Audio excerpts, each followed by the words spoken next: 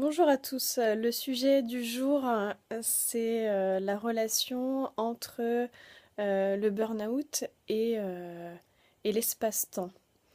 Pourquoi l'espace-temps? Parce que je pense que dans la société dans laquelle on vit, souvent, on court beaucoup, on court après le temps, et on prend pas le temps de se poser et de savoir ce qu'est réellement notre temps psychologique, on va dire, sans voilà, en imaginant que vous puissiez tester, comme j'ai pu le tester quand on est en arrêt maladie, de ne plus mettre la montre.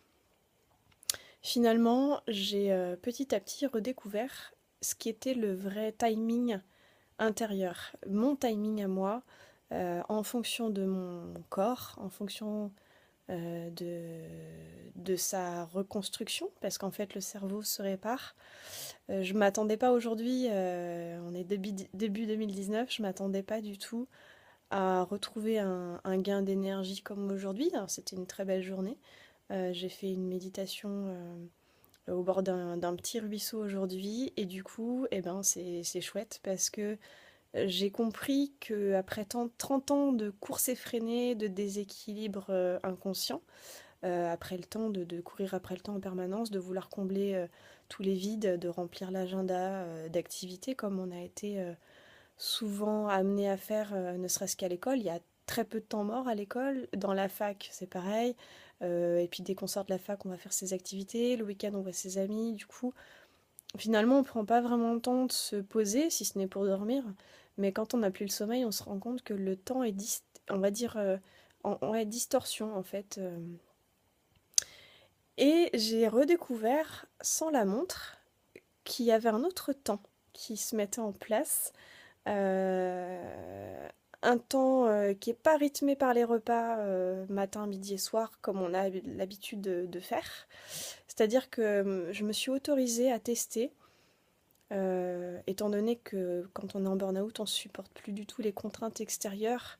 Donc la contrainte de temps en fait partie, la contrainte des injonctions d'un chef, la contrainte des horaires de repas, voilà, 3 fois par jour, etc. Et du coup, on en oublie. Est-ce que j'ai faim là? Est-ce que à midi et demi j'ai faim?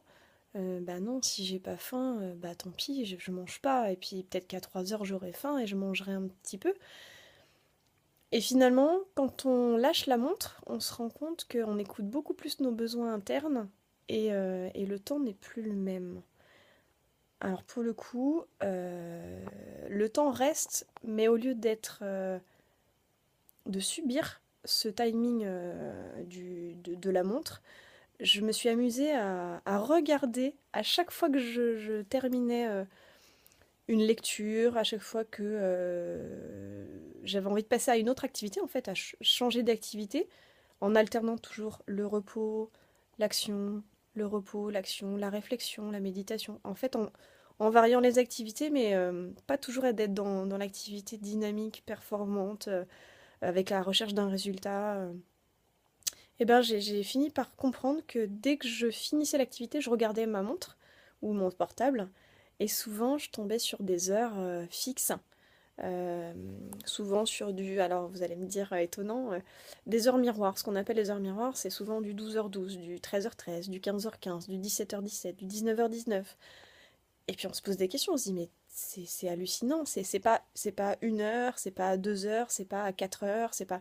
Non, c'est des heures miroirs. Et là je me suis dit, il y a quelque chose qui se passe.